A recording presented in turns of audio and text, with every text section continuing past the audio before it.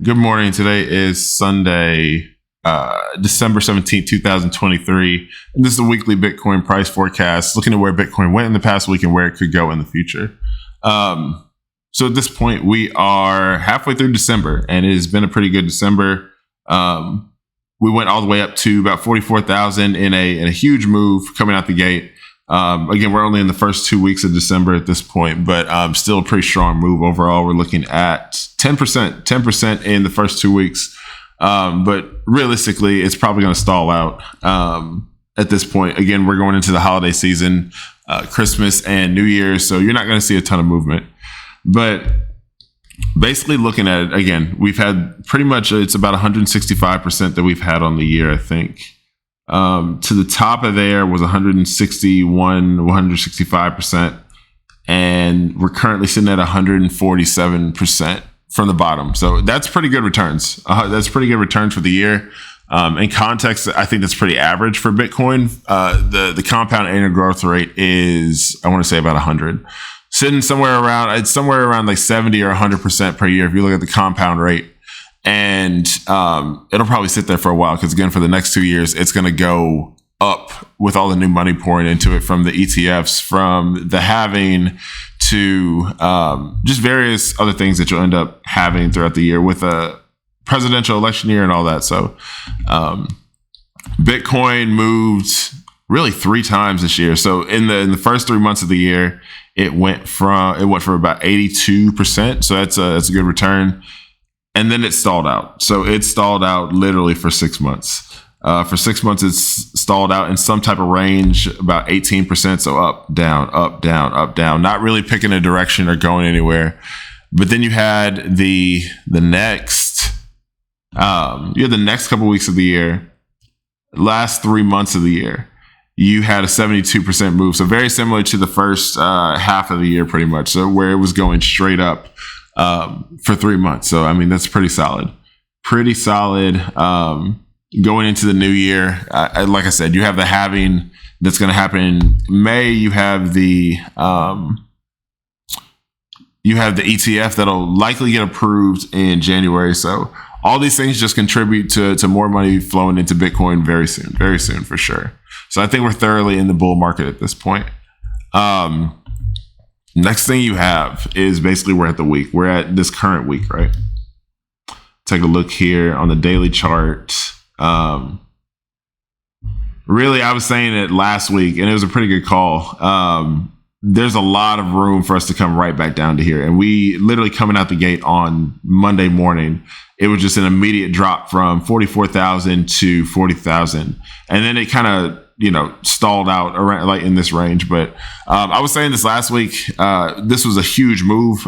That's a lot of gasoline being used, just, going straight up. Eventually there is a pause. Like, again, you went up here and then you paused for several weeks, not really doing too much. And then you move again. So with Bitcoin, you just really have to be prepared for the moves, right? Usually that comes to it. If you have ranges like this, you may be setting stop orders up here. Or if you believe it's going to come down, you maybe, limit orders somewhere in this range. But again, with this, there's not a ton of structure here. Like there's again, just up, down. You're not making consistent moves to the upside and not consistent moves to the downside. But overall, that trend was up. So yeah, again, coming out the gate here, you just really bounced off of this $40,000 line perfectly.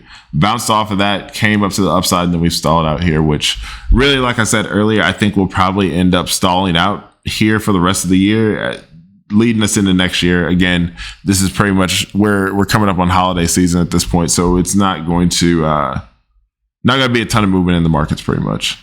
Moving down to the 4-hour chart. Yeah, again, you had this movement here all last week. So really the only major moves you had this week was the initial drop down on Monday. Actually, was that Sunday? Yeah, that was Sunday. It wasn't even Sunday. It was on Sunday. It dropped down immediately. It dropped down for a second time, but now you have started making higher lows. So your low is here. You have another low. I guess at this point, just broke that low, but really we're just ranging. We're ranging at this point and sort of forming a triangle right here. We'll make that a little thicker. Forming this right here. And at this point, at some point, you're going to break out of this. I personally think you could potentially see one more drop down, but since we're making these higher lows and we're at this area now, I think you will probably see that move to the upside eventually. But either way, what ends up happening in situations like this is this cone starts to compress. This is a wedge here. This cone starts to compress and eventually price starts to get here and it has to pick a direction. So the tighter this gets, the more explosive the next move ends up being. And that's for, all time frames, right? So if you're even like going back to the weekly, right? So this is a very tight range for months and it was just coiling and coiling and coiling. Then you had this explosive move to the upside. And then you had a situation like this where you had weeks and weeks and weeks where it wasn't doing anything. Then you have an explosive move. Same here, even explosive moves on the downside. So you have weeks and weeks and weeks and then explosive. Same way here, nothingness and then explosion. So it's it's definitely interesting the way that this moves, and we're definitely well above